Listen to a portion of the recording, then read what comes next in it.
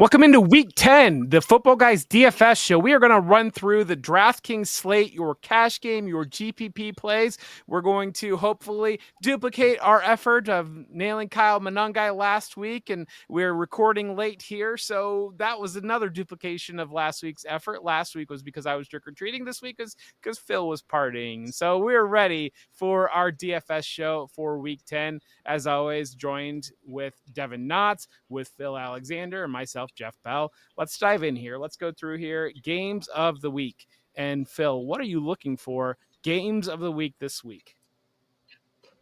Kind of looking for what's missing, Jeff. We've got no Bengals, no Titans, no Cowboys. So all of the defenses that we usually like for those juicy matchups to inflate projections are missing from this slate. Those teams are all on bye.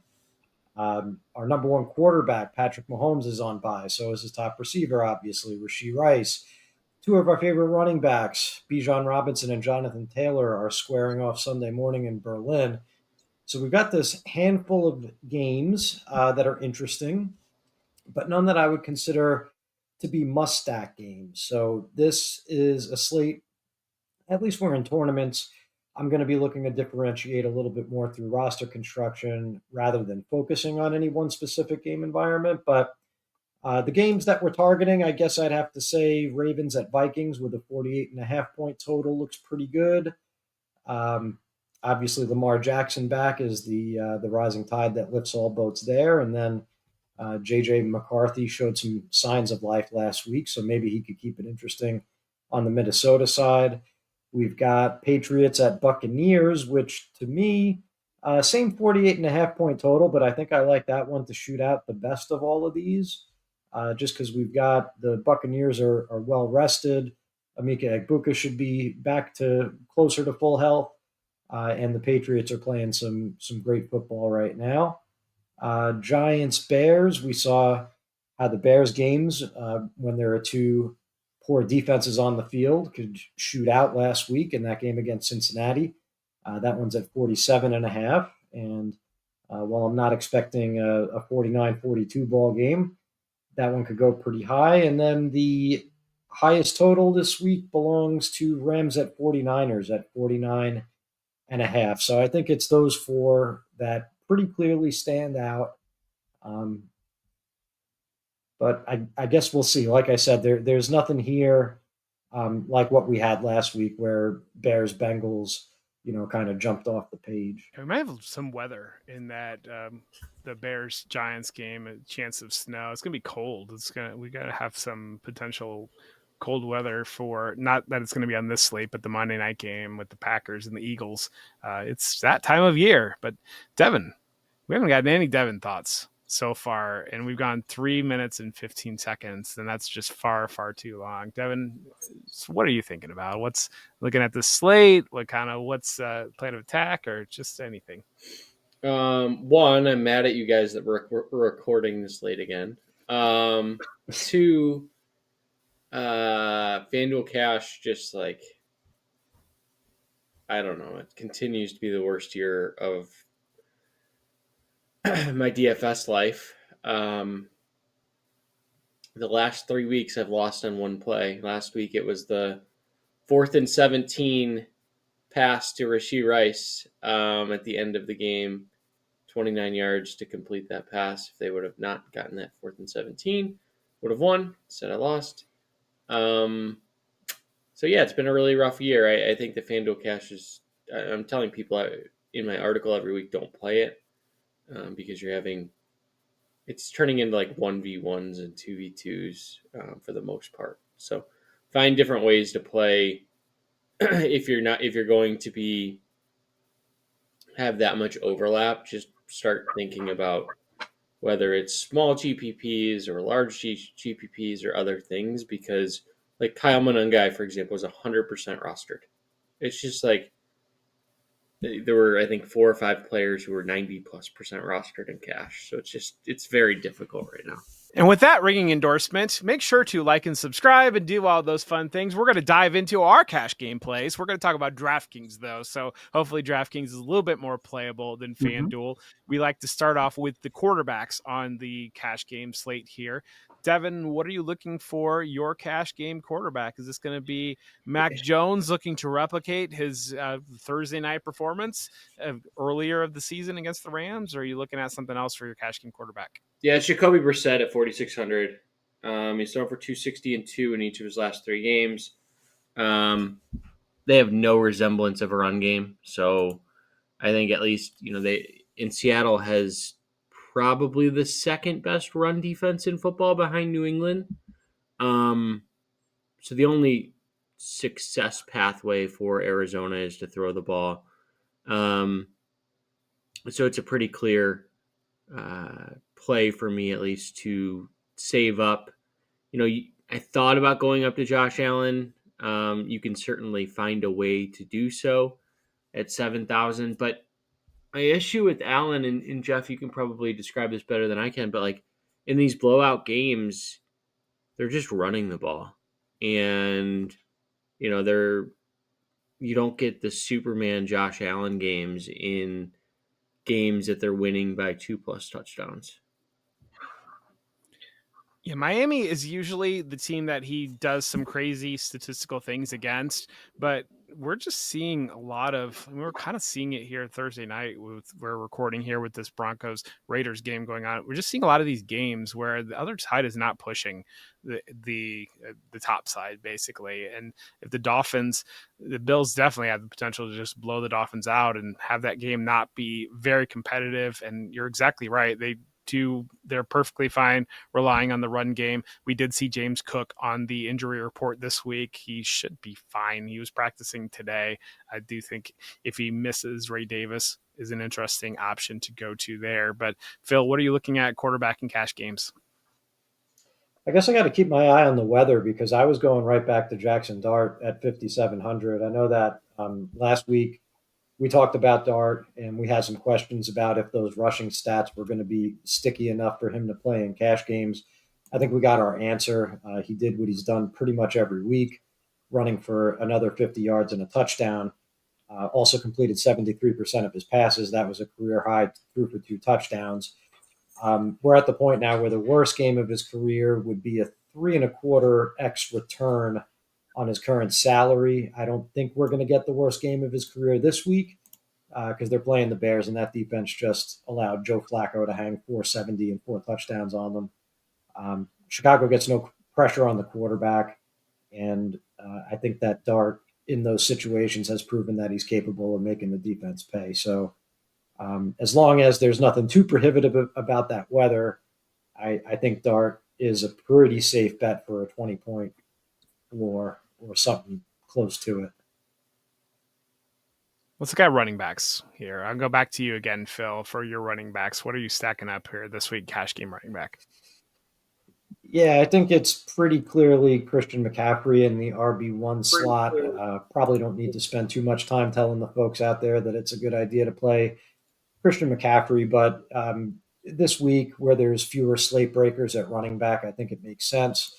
The Rams are a tough matchup against the run, but CMC went for 28 against them in week 5, despite being limited to 2.6 yards per rush. We should talk a little bit about his rushing efficiency too. I know that we did last week, and obviously it's down this year. He's seeing a massive workload, but still only averaging 66 rush yards per game. But in 2 of the 3 games since George Kittle's back in the lineup, he's gone over 100 yards twice. He's topped 37 DraftKings points twice as a result. And the one time that he didn't, the matchup was truly awful against Houston. Vegas is expecting this one to be close and to be high scoring. And for that reason, I feel better about McCaffrey scoring 25 to 30 points than just about anybody else on this slate. So it's McCaffrey for me. And then Rico Dowdle slots in as my RB2. Kind of another player that needs no introduction. Carolina has given him control of the backfield 3 times now, and he's gone over 30 DraftKings points in all 3 games. Last week, he did it against Green Bay, so I definitely had some questions about whether or not it was just a product of those big games coming against Dallas and Miami, 2 of the softest rush defenses in the league. It wasn't. Green Bay is a tough spot, and he crushed it again. This week, fairly soft defense, and the Saints, they're not bad against the run per se, but their opponents, they're just such a bad team overall that their opponents usually get to just kind of impose their will on them, which leads to a lot of run-heavy scripts, big rushing numbers, and that's Carolina's game plan. That's how they want to play. They want to run the ball.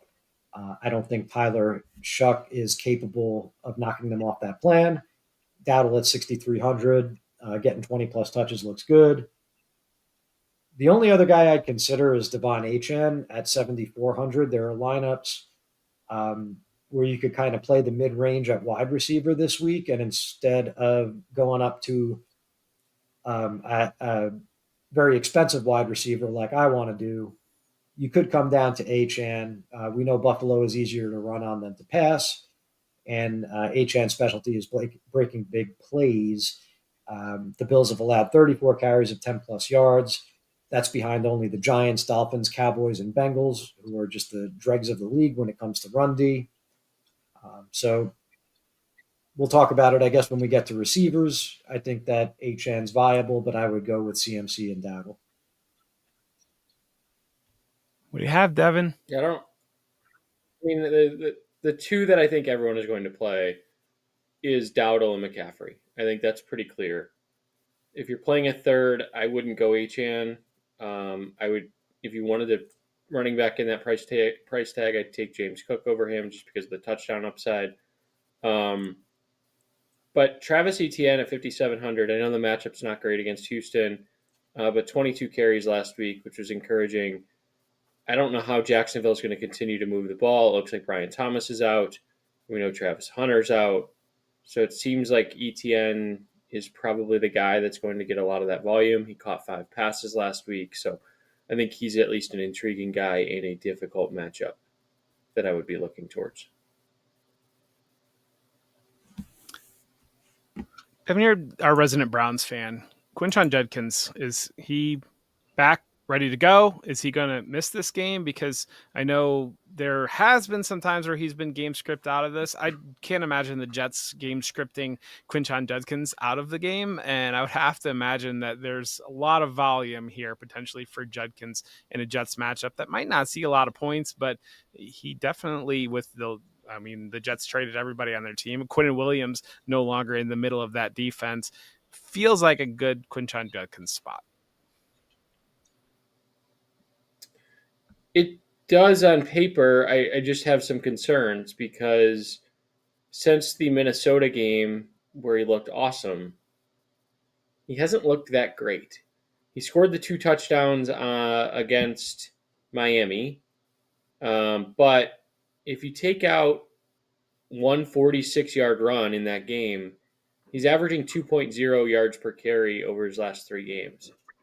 With Dylan Gabriel having very little downfield threat as a passer, it's hard to know. Like they're just stacking the line of scrimmage against him, which would be my concern. Is he a better? I think he's a better GPP play than he is a cash game play, just because I don't trust the passing offense at all. He's at the top of my list for GPPs. I guess we'll get there eventually. All right, then let's hit wide receivers. Devin, I'm going to go to you first here for wide receivers. What are you looking at wide receiver in your cash game lineup? Yeah, starting with Marvin Harrison Jr., similar vein of Jacoby Brissett. I think that Harrison Jr. at 5,300 is underpriced. Provides a nice little savings opportunity to be able to spend up for a Christian McCaffrey or a James Cook or Rico Dowdle. So he's certainly a name that I'm targeting. Wan'Dale Robinson at 5,300 is another guy. Seeing the same volume that he historically has been, but now is having more downfield throws with Jackson Dart, which is encouraging to see. And then if you wanted to spend up, it's hard not to think about Jackson Smith and Jigba. What he's doing right now is just, 30, 37, 29, 25 in his last 4. It's hard to wrap your head around Jackson Smith and Jigba being the same price as Puka Nacua And maybe for cash, Nakua is a little bit safer because the targets are there. But Smith and Jigba certainly is worth a look. I've gone back and forth on this one a number of different times. I think where I'm at this current moment is I think I would go with Nakua just because the track record is a little bit longer than Smith and Jigba, and I think the floor for Nakua is a little bit higher. Where if Smith and Jigba doesn't have a deep throw, then I'm a little concerned about his overall output. So I think it's Nakua for me, and then Harrison and Wan'Dale Robinson.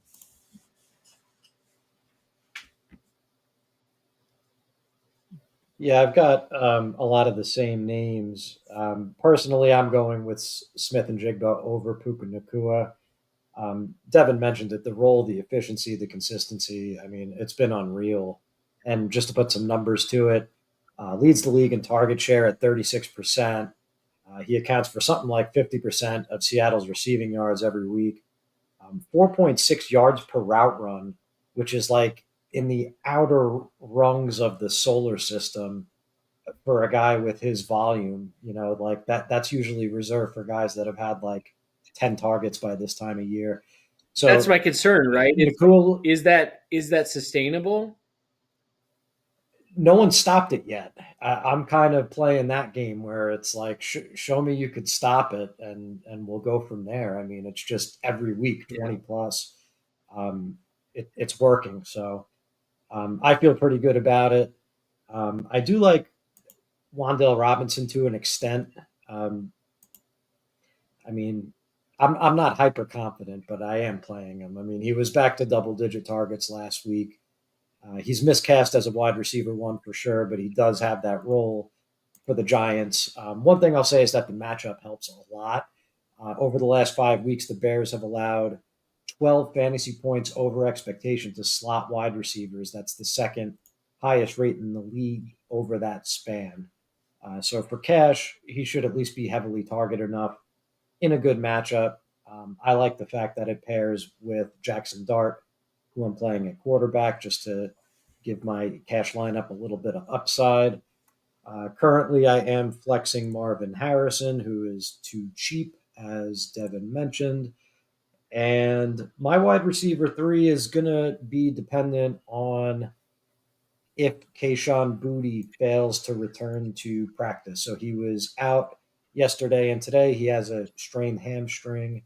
I'm thinking he sits. And with Boutte leaving early last week, it was Demario Douglas who had a big game. He's only 4,000. His routes and targets were obviously up with Boutte off the field. I think he's a talented player. And he's got the matchup against that Tampa Bay defense where they're so much better against the run than the pass that teams tend to attack them via the pass. The wide receiver production could come from Stephon Diggs. It could come from Douglas. It could come from Mac Hollins. Like, I'm not super confident, but I think that Douglas, who's a guy who could run vertical routes from the slot like he showed last week, I think that's a really good fit with Drake May. And I think they could kind of recreate what they did last week over the course of a full game. And that's a game that I want a piece of and a pretty low price. So if Boutte's out, I would look to Demario Douglas. Would Douglas be the way that you want to attack this, or would Tez Johnson potentially be in a similar price range going back the other way with the Buccaneers? He's someone that I definitely thought about. I think he's in that mix. You got Demario Douglas, Parker Washington is in that range, and I think he's in a pretty good spot for targets this week. Tez Johnson. So there's some options down in that 4K, 4,500 range for sure. Hat tip to you too. You nailed the Parker Washington call last week, and that was even before we knew that Travis Hunter was on IR. So that was a really good call last week. Let's look at tight ends here. And what are you looking at for your tight ends here, Phil? This one is also injury dependent, but it really makes the lineup work. So all respect to Harold Fannin Jr., but I'm hoping he scratches because I want to see David Njoku take all of those snaps and targets this week. Fannin, I think, hurt his hamstring in Wednesday's practice because he was out with a hamstring injury today that he didn't enter the week with, to my knowledge. So if he's out, 34% of Cleveland's targets have been aimed at tight ends this season. That's the second highest rate behind only Arizona, who employs Trey McBride. I remember asking in one of our staff group chats what the consensus was on Dylan Gabriel when he took over for Joe Flacco. And it was you, Jeff, who was very quick to point out this is good news for Harold Fannin and David Njoku, and it's bad news for everyone else. And that's exactly the way it's played out. He could throw short over the middle to those guys, and that's it. So if we have one super athletic player hogging those targets at 3,200, I want him in my cash game lineup. So I'm planning on Fannin scratching and playing Njoku there. I know with doing the rookie content and everything and doing the show with Dave Kluge, he's mentioned Terrence Ferguson last year at Oregon, how much yak he had. And that as a positive for Ferguson, that I think that was more about Gabriel playing quarterback there at Oregon and going to Terrence Ferguson as that tight end. But Devin, what are you looking for your tight ends? No, it's Njoku. He's really the only guy that I'm sort of looking at this week. If you had to go cheaper, I think Elijah Arroyo at 2,600 is decent value, but more of a GPP play than a cash game play. Yeah, I think that based upon what we saw last week too, I might put Greg Dulcich in a similar bucket there as Arroyo, as a guy that in PPR, 2,600, you really needed to go cheap.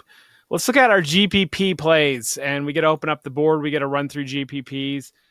Devin, quarterbacks, GPPs. What are we thinking here? Yeah, I think it's sort of wide open this week. I kind of like Drake May at 6,400 going up against Tampa Bay. We know Tampa Bay is a defense that's difficult to run against historically. I think a lot of people are going to avoid the 6,400 price point, going down to Jackson Dart or all the way down to Jacoby Brissett or up to Josh Allen. So I think he fits in a nice little spot there. We haven't really seen, and I would like it better if it was in Detroit, but Jared Goff have like the, 320 yard, 4 touchdown game. And maybe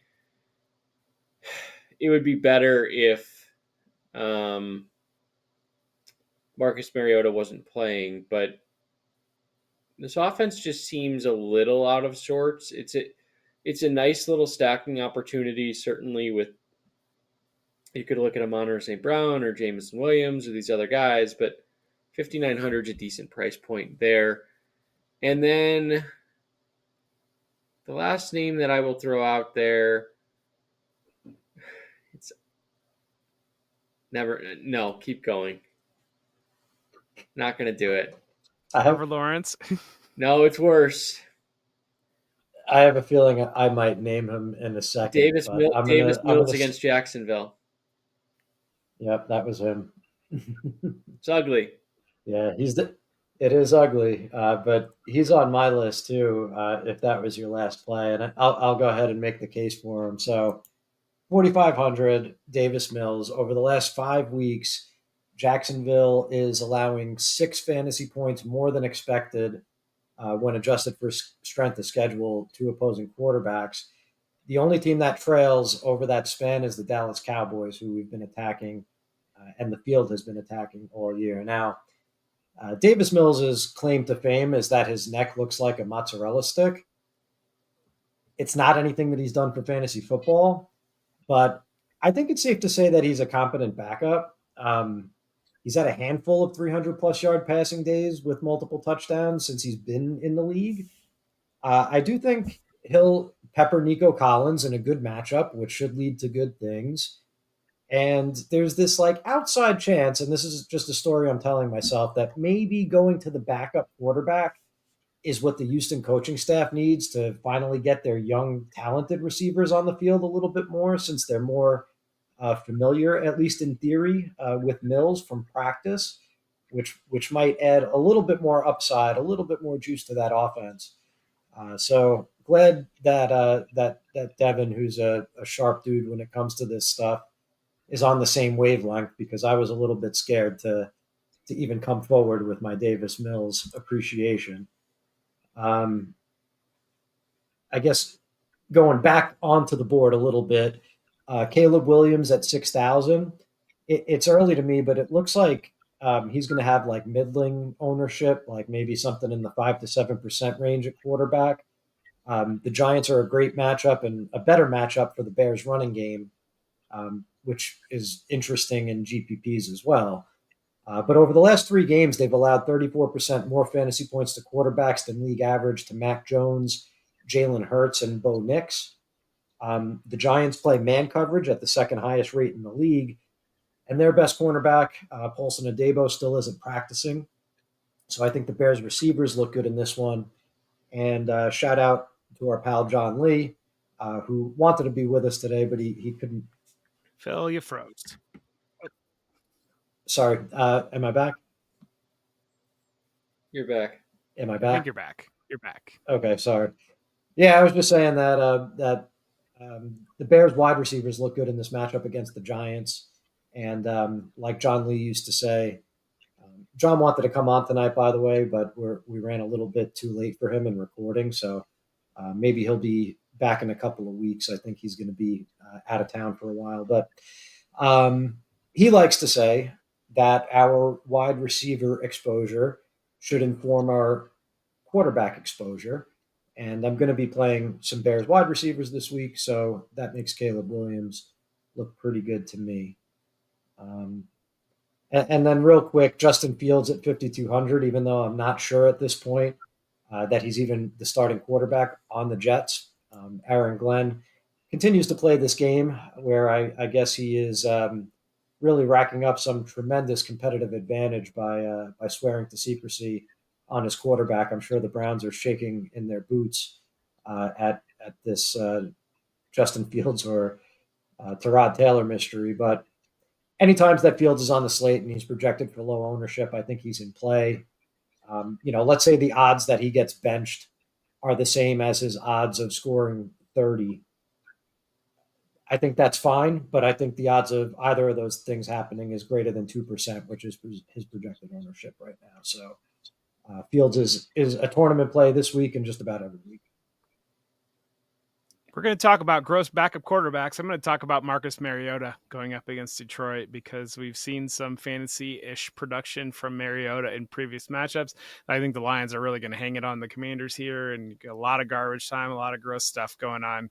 I think in this game, this is probably maybe a little bit of feelings about the season ending last year for the Lions, a promising season by the Commanders, and the Commanders being in a little bit of a helpless position puts Mariota in the garbage time accumulation mode. But I think that's what I've got for quarterbacks. You guys did a great job running through the whole board. Let's got running backs, GPP running backs, and we already went there a little bit with Quinshot Judkins, but what else do we have for GPP running backs? Yeah, I'll start. Derrick Henry is the first name that I'm looking at, 6,800. A lot of people wrote him off early in the year. I mean, he struggled with volume and other things, but he continues to get closer and closer to the Derrick Henry that we've seen over the last several weeks. Had a 100-yard game last week on the road against Minnesota. How healthy is Lamar Jackson? We don't really know, but I don't think they're going to start running Lamar Jackson unless they have to this week. So I think the game plan should still be a big Derrick Henry week. At 6,800, you get a little bit of a savings compared to the Devon Achane and James Cook levels. So that's good. I do like James Cook, especially if Josh Allen is popular, which I expect him to be. So I think Cook is a nice pivot off of that. I expect Cook to be popular as well, just because of the multi-touchdown upside. But certainly he's a name that's intriguing. I'm probably trying to target Christian McCaffrey, honestly, in GPPs. I know he's going to be extremely popular. I don't really care, I guess. The upside, at least for me, is higher than just about any running back on this slate.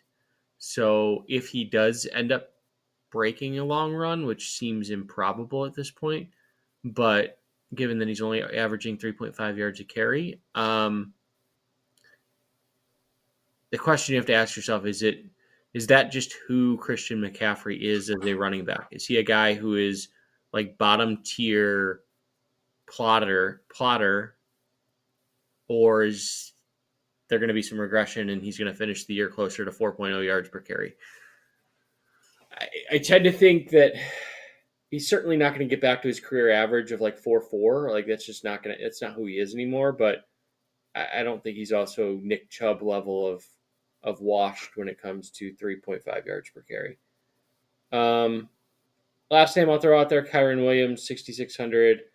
The Rams, Blake Corum got some playing time last week, which is concerning, but this is still Kyron Williams' backfield, and it's a nice pivot off of Puka Nacua. It was a massive blowout last week against the Saints. The Saints were not competitive at all for Kyron Williams to get that run, and we did see Blake Corum to get that run. We did see Kyron Williams get in the end zone. Phil, what are you looking at on your place? Yeah, so I'll put a bow on the Quinshad and Junkins discussion. First of all, he isn't on the injury report coming out of the bye week, and Kevin Stefanski said he doesn't see the AC joint sprain being a problem. So the fact that he doesn't have an injury designation, I think, is all good on that front. When we last saw this Jets defense, like they got mauled by Samaje Perine for like 10 yards per carry, and I don't even think Samaje Perine could do that when he came into the league 9 years ago, let alone like the week before last. Then, like you said, Jeff, at the trade deadline, the Jets basically got told that they were quitting on this season, right? Their most talented defensive players are out. You mentioned Quinnen Williams no longer clogging up the middle. And just to, again, put some numbers on that, he's tied for the league lead this season in run stops, in run stuffs. He's fifth among defensive tackles in run stop EPA. That leaves a glaring hole for Judkins to run through on this defensive line. I think he's going to have a big game. My only question is, and it wasn't really about Judkins, and this might be one for Devin. I did see that Kevin Stefanski is giving up play calling this week, and I don't know much about the gentleman who's going to be calling plays for the Browns. Does that move the needle for you at all on this offense? Tommy Reese will be calling plays, former Notre Dame quarterback.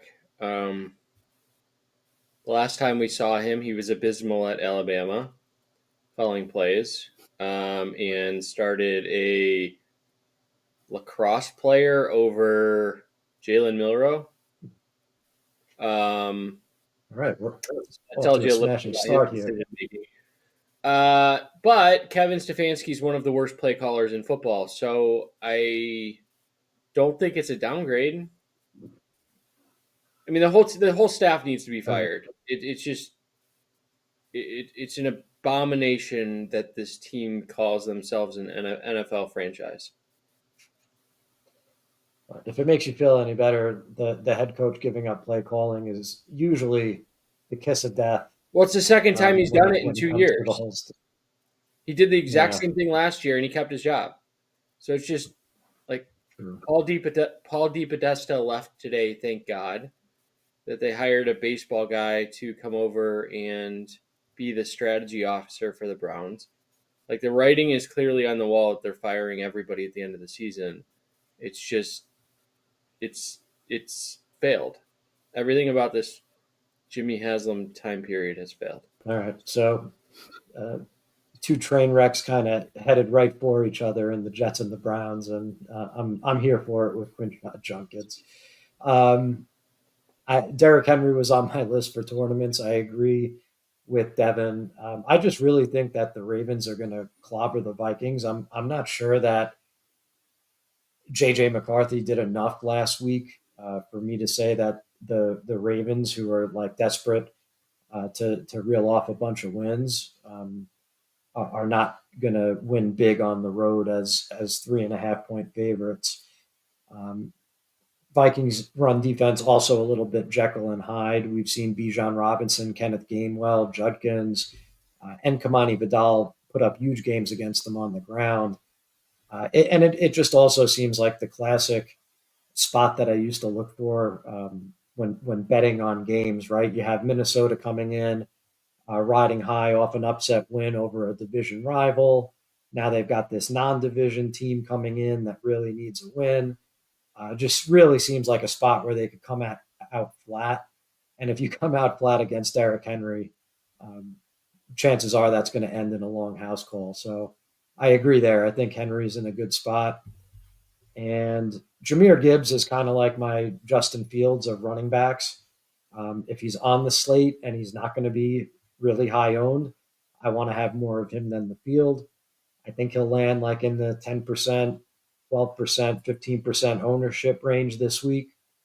So sign me up. Yeah, we talked about the rushing attacks for this Bears Giants game. I think either side of that, if you wanted to go with Tyrone Tracy, if you wanted to risk Monangai being the guy again, or if you wanted to go with DeAndre Swift, maybe people being on Monangai, I think all those in GPPs are interesting avenues to explore. David Montgomery at $5,000. I talked about the Commanders Lions game. I mean, you don't really want to go with a backup running back that's seeing about 35% of the work, but that feels like a situation where Montgomery could get into the end zone a couple times and pay off there. Trevion Henderson at 5,600. If Ramondre Stevenson is out, the Bucs have traditionally been a very strong run team, but I think the Patriots can attack them through the air, which could bleed into Trevion Henderson getting some work through the air. I think I would defer to him over Terrell Jennings getting those reps. And that's what I've got. And like I said, if James Cook does happen to scratch, I don't think he is. I don't think James Cook is going to be ready to go. Ray Davis at 4,500, I think is probably going to be plugged into a whole lot of lineups. So I got wide receivers for GPPs. What do we have for wide receivers for GPPs, Devin? So I went on my diatribe for the Browns. And what are the odds that coming out of a bye week, they are not going to throw the ball to wide, or at least try to throw the ball to wide receivers? Maybe they can't, and maybe that's the answer. But Jerry Jeudy at 3,900. I know he's been horrible, but name another receiver on the Browns. I'm sure Jeff can, but I don't know that Phil can.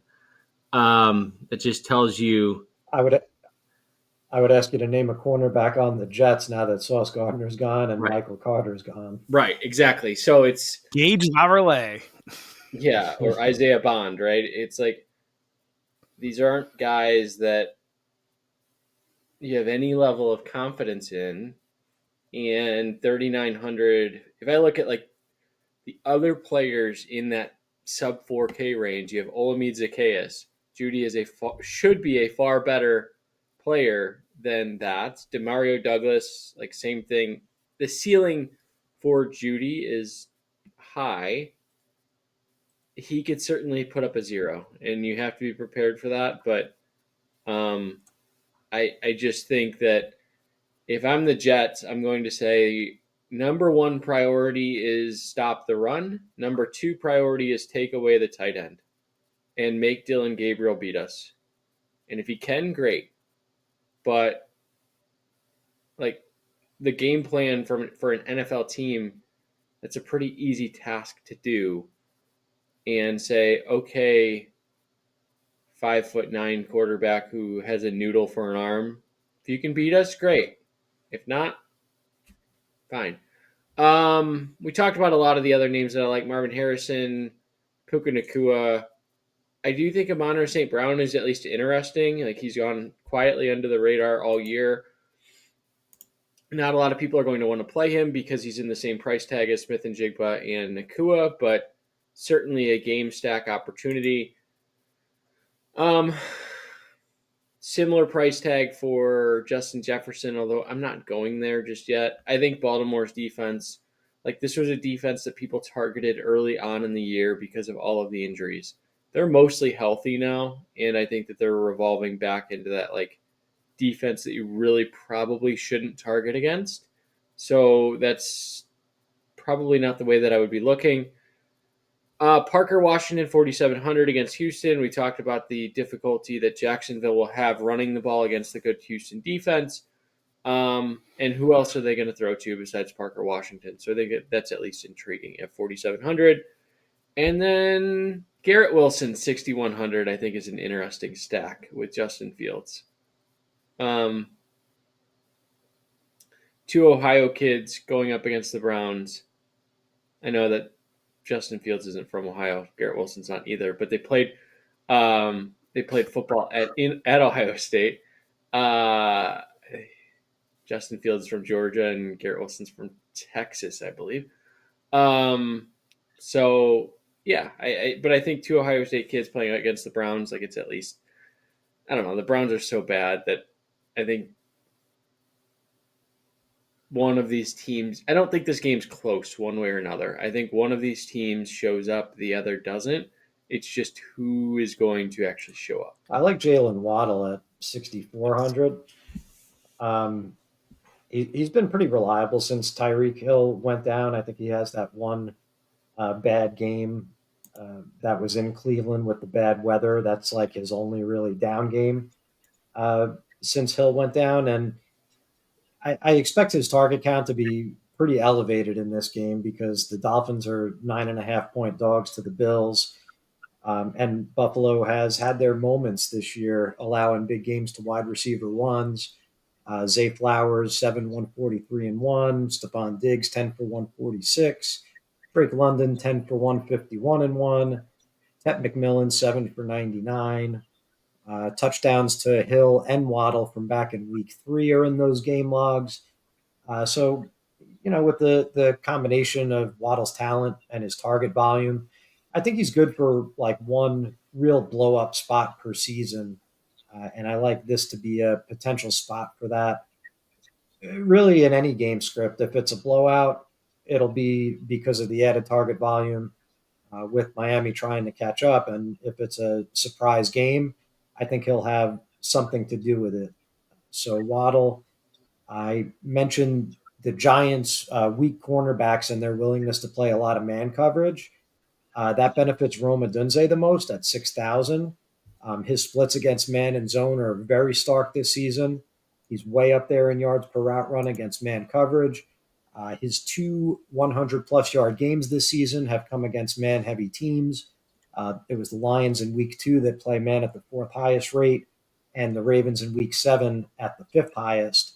And the Giants are second in the league at man coverage rate this year. So I like Adunze to make it 3 for 3 against top 5 man coverage teams, and for him to get back on track, provided his foot's okay. I think something's been going on there in practice. So keep an eye on the injury report. And Devin mentioned Parker Washington. He's the last guy on my list.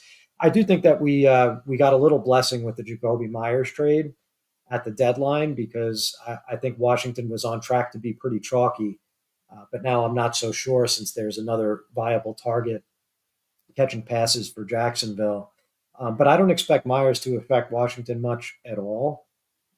Maybe he won't be the play that he would have been had they not traded for Myers because then Washington wouldn't have the chance to absorb Brian Thomas's vacated targets because we're expecting him to miss this week.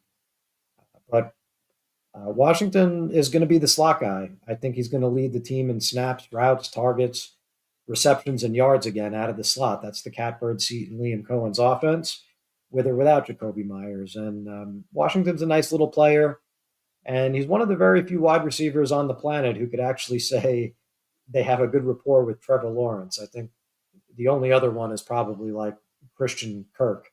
So he's in rarefied air, Parker Washington is in that respect. I think Zay Flowers at 5,900 is interesting because I think that a couple of narratives are looking at the Ravens needing to win. And I think the Vikings, we've seen the Vikings get blown out 2 weeks ago against the Chargers. That potential is there. Flowers could have a big game. Tyrone McMillan, 5,700, going up against the Saints team that's similar to the sentiments that you expressed, Phil. The Saints didn't blow it up quite as bad as the Jets did, but the Saints really didn't have the ability to blow it up quite as bad as the Jets did because they didn't have enough good players to be able to do that. So I think that's an interesting spot for a Carolina team that's been rolling. Jameson Williams at 4,900. We saw John Morton apologized to Jameson Williams, say he failed him, and Jameson Williams went out and didn't do anything for 3/4, but then still got the 66 yards and a touchdown late in that Lions game. I think that's potential there. 4,900, again, hitting the Lions against the Commanders. Mac Hollins at 3,500 is like way off the board. Mac Hollins is playing the most snaps out of any Patriots wide receivers. And we saw that random game, I think it was 2 or 3 weeks ago now at this point, where he had 8 or 9 targets. So going up against the Buccaneers team that they're probably not going to be able to run the ball against, Mac Hollins being out on the field all the time, the potential is there for him to put up some numbers. And then just way off the board, just some new faces, old faces in new places. Devon Vele at 3,300 with Rashid Shaheed leaving. Just a late flyer that, I don't know, somebody's going to catch some passes for the Saints. And, I mean, they go out and trade for Vele, who's actually older than Rashid Shaheed, but now you're resetting. So I guess you're going to play the guy you traded for. Then Adonai Mitchell at 3,000 flat, base minimum. Jets going up against the Browns there. We've talked about everything going on with that game. Mitchell's the type of player, it just takes one play, and he can really pay off for you there. So it's way off the board there for the Jets, just a deep flyer there. Tight ends. You got anything on tight ends? You plug in David Njoku into GPP plays, you go in a different direction here, tight ends. Dalton Schultz, 3,600, had 77 yards on 6 catches with Davis Mills as their starter last week. I think that, oftentimes we've seen the backup quarterback target the tight end. I think if you're looking for upside, Schultz has a little bit more upside than Njoku just because, well, Davis Mills can throw the ball more than 10 yards downfield.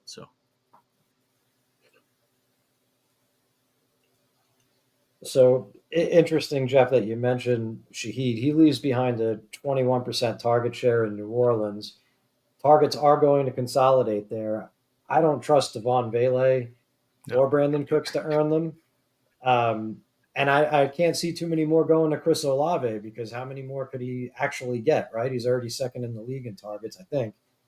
That leaves Juwan Johnson at 3,700. We know that actually, let me scratch that. Tyler Shuck is not a young quarterback. He's an inexperienced quarterback. We know that inexperienced quarterbacks rely on tight ends as safety valves, and we saw that play out a little bit with Johnson last week. He caught a touchdown, had 3 catches, 31 yards from Shuck. And those who've been watching or listening this season know that I like to target tight ends playing Carolina. I think they lucked out that Tucker Kraft tore his ACL against them last week before he could get going. And then Dalton Kincaid at 4,300. I think he's just playing really well. I still wish the Bills wouldn't play games with his snaps and just kind of let him be the wide receiver 1, because it seems like they could use it. But I like the idea in tournaments this week of getting, I don't know if I want to stack the Bills because I think the production might be spread out. But I want pieces of Kincaid. I want pieces of Cook. I want pieces of Shakir kind of sprinkled in as one-offs in my GPP lineup. So I'm looking at Kincaid as well. Yeah, I think Kincaid's a good call out. He's been injured, and that probably limits some of what he's been doing. But I mean, the potential for multiple touchdowns is definitely there. Be remiss not to mention Colston Loveland off the big blowout performance that he had last week. I mean, his price went up quite a bit, but 4,100. I mean, if you wanted to go back there and say that maybe something's breaking in his direction for the Bears, I like the Juwan Johnson mentioned. My 2 favorite things about Tyler Shuck is that he was Justin Herbert's backup for 2 years at Oregon, and then he was also teammates with Juwan Johnson, who's been in the NFL since 2021. Nobody's thinking Juwan Johnson's young. He was teammates at Oregon with Juwan Johnson, so that's fun. Mark Andrews, 2 touchdowns last week with Lamar Jackson back in the lineup, kind of the Ravens onslaught game script potentially here against a Vikings team that they did figure some things out last week, but who knows. And then that's all I've got here for tight ends, which means that we can do our stacks of the week. And Devin, I know you're struggling here. You want to go to bed. What's your stack of the week? I'm fine. I'm just trying to inhale caffeine. Jacoby Brissett, Marvin Harrison, Jackson Smith, and Jigba is the pretty clear number one stack for me this week. What do you have, Phil? For tournaments, I'm doing Drake May, Steph Diggs, Emeka Egbuka. Yeah, I'm going to go. The Bills are playing the Dolphins. The Dolphins are my daughter's favorite team. Phil, you mentioned that production might be a little bit spread out, but I'm going to go with the Bills here against the Dolphins. I'm going to go with Josh Allen. I'm going to go with Khalil Shakir, I'm going to go with Dalton Kincaid. We did see targets consolidate a little bit last week for the first time ever. It seems like with those two receivers there, Josh Allen tends to do crazy wild things against the Dolphins statistically. We'll go with there, and we'll do a run back with Jalen Waddle. My daughter's favorite player, so that'll be fun. But discount play of the week here, Phil. What do you have for your discount play of the week? I'm going to go with Jalen Coker at 3,300. Talented player, off to a slow start with the quad strain that put him on IR, but he's settling in 2/3 of the snaps in each of the last two games. I was listening to an interview with Carolina offensive coordinator Brad Idzik this week where he said that easing Coker in has been intentional. They haven't put too much on his plate on purpose. And he did mention that he wants to make him a focal point in some concepts moving forward. He gets a winnable matchup against the Saints where the whole offense should be able to function. So he's a guy that I think could have a good second half of the season. And I want to get in on that early while he's 3,300. So, nothing jumping off the page there in terms of projections that makes me go with Coker. But I just think that there's room there to get ahead on a guy that could be useful over the second half of the season. It was subliminal messaging with me drinking a Coke on the show that had you going to Jalen Coker. I will take. I already mentioned it. Jerry Jeudy, 3,900. I think his career is on the line at this point, and we've maybe the change in offensive coordinator will help. I don't know. Really good analysis, but somebody has to catch passes for this god awful team. I think we've seen enough quarterback player on the league that there is sometimes where nobody has to catch passes. But I hear you, and the volume's definitely been there for Jeudy in terms of targets. It's not been there for protection. Drops have been the problem. What's that? Drops have been the problem. Yeah, well, that too. Greg Dulcich, 2,600, almost minimum tight end price. Just struggle targets galore. The Jonnu Smith gross role maybe at some level, but if you really just wanted to punt tight end position, Greg Dulcich, 2,600, discount play of the week. Devin, let's drop some wisdom. Let's get out of here. Let's go to bed. Yeah, there's a big announcement next week, so I don't know if I should announce it. This is gonna backfire pretty bad, but I'm gonna announce it anyway.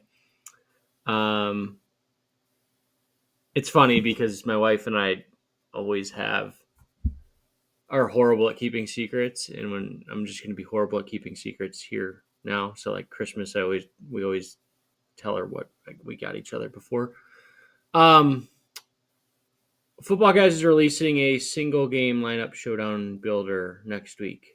And it's something that's been in the works for a couple years, kind of been bounced around on a priority level, but I know it's one of the biggest things that has been asked for DFS circles. So I will be testing that. I haven't seen it yet, but I will be testing that tomorrow and through the weekend. And assuming everything goes well, it will be live before this show records next week.